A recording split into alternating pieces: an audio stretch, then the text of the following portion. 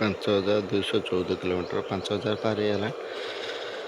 ତ ନମସ୍କାର, ଜୟ ଜଗନ୍ନାଥ। ଆଉ ଗୋଟେ ଭିଡ଼ିଓକୁ ଆପଣମାନଙ୍କୁ ସ୍ୱାଗତ। ମୁଁ ଅଜୟ କୁମାର ଜେନା, ଦେଖୁଛନ୍ତି ଆଉ ଗୋଟେ ନୂଆ ଭିଡ଼ିଓ। ତ ଆଜି ଜାଣିବା ଜେଲିଓ ଇଭି ସ୍କୁଟି ବିଷୟରେ ଆଉ କିଛି ତଥ୍ୟ। ସକାଳୁ ସକାଳୁ ମୁଁ ବସାଇ ଦେଇଛି ଚାର୍ଜ, କାହିଁକିନା ବହୁତ ଦିନ ହେଲା 3-4 ଦିନ ହେଲା ଚଲା ହେଇନି ବେଶୀ ବି ଗାଡ଼ି।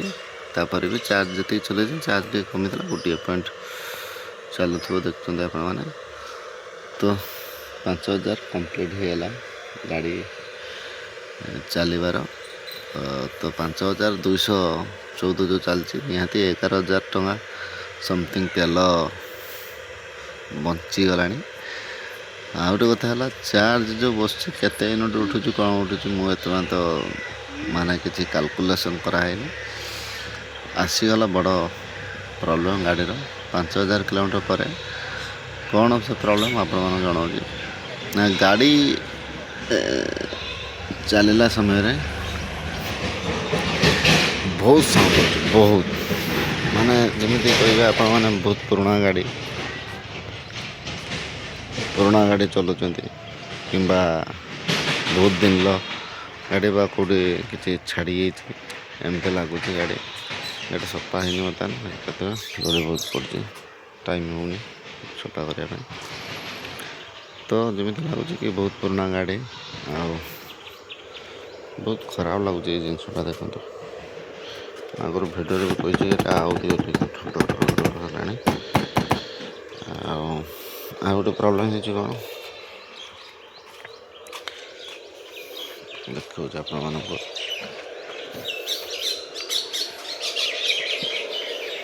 ଏଇଟା ସ୍କ୍ରୁ, ଯେହେତୁ ସ୍କ୍ରୁର ସବୁ ଦେଖୁଛି ଆପଣମାନଙ୍କୁ, ସ୍କ୍ରୁ ଯେହେତୁ ଫୁଟିଂ, ଏ ସ୍କ୍ରୁଟା ଭାରି ଦେଖିପାରୁଥିବେ ଆପଣମାନଙ୍କୁ। ଯେଉଁ ଷ୍ଟାଣ୍ଡ ଲଗାଇଛି ସ୍କ୍ରୁଟା ଭାରି ହେଇଛି। ବାକି ରହିଲା ବ୍ୟାଟେରୀ ବ୍ୟାକଅପ୍ ବର୍ତ୍ତମାନ ସୁଦ୍ଧା ଠିକ୍ ଠାକ୍ ଦେଖାଉଛି, କିଛି ଅସୁବିଧା ନାହିଁ। ତ ଜେଲିଓରେ ବର୍ତ୍ତମାନ ନୂଆ ମୁଁ ନ୍ୟୁଜ୍ରେ ଦେଖିଥିଲି ବା ମିଡ଼ିଆର ଭାଇରାଲ୍ ହେଇଛି ବା ମିଡ଼ିଆର ସେ ଆସିଛି କି ଆମର ବର୍ତ୍ତମାନ ଓଡ଼ିଶାରେ ମ୍ୟାନୁଫ୍ୟାକ୍ଚରିଂ ହେଉଛି ଜେଲିଓ କମ୍ପାନୀ, ଯାହାଫଳରେ ଆପଣମାନଙ୍କୁ ସର୍ଭିସଟା ମୋତେ ଲାଗୁଛି ଭଲ ମିଳିବ। କାହିଁକିନା ଯଦି ଆମର କୌଣସି ପାର୍ଟସ୍ ଗାଡ଼ି ପଡ଼ିଲା ମାନେ ତ ଭାଙ୍ଗିବ ନିହାତି।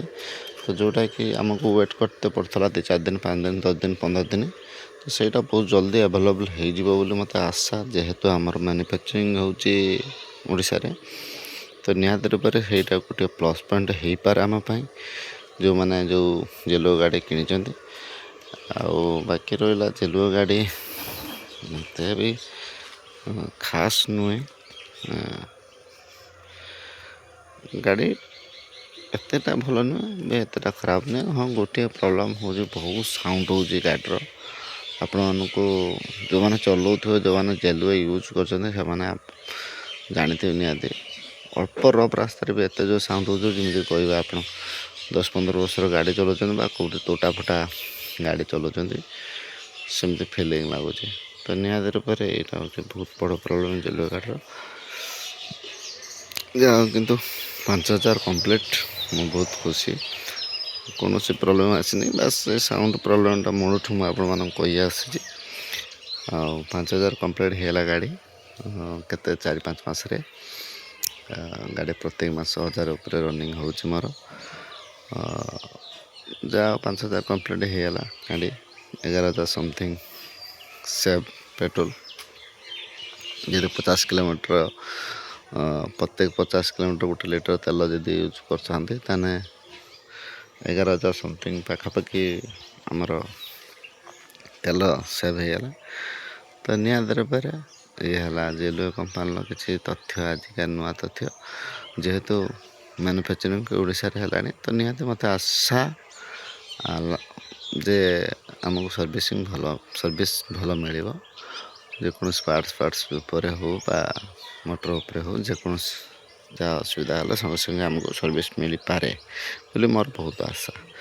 ଯାହା ହଉ, ଠିକ୍ ଅଛି, ଦେଖା ହେବ ନୂଆ ଭିଡ଼ିଓରେ। ସେଥିପାଇଁ ରହିଲି। ଦେଖାବା ଗୋଟେ ନୂଆ ଭିଡ଼ିଓ। ନମସ୍କାର, ଜୟ ଜଗନ୍ନାଥ।